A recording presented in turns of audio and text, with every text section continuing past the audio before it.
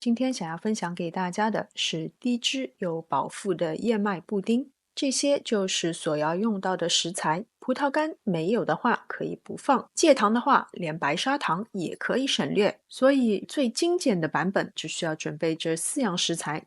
把除了葡萄干以外的所有食材混合倒入不粘锅中，用中小火一边加热一边不停地搅拌，一定要不停搅拌，不然除了会糊底，你还有可能会被喷出的混合物烫伤。一直加热到它们变得粘稠，就先关火，加入已经冲洗干净并且沥干水分的葡萄干，混合拌匀以后，就可以倒入模具中，抹平表面以后，把它们送进冰箱冷冻1个小时。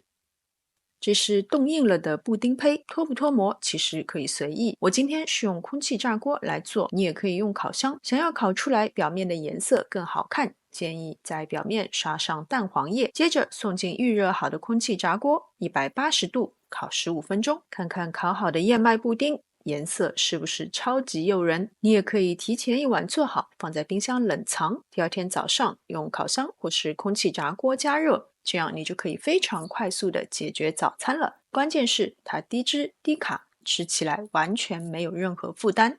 好了，今天的视频就到这边，非常感谢大家的观看。喜欢我的视频，请记得点赞、分享和关注我的频道。我们下次再见。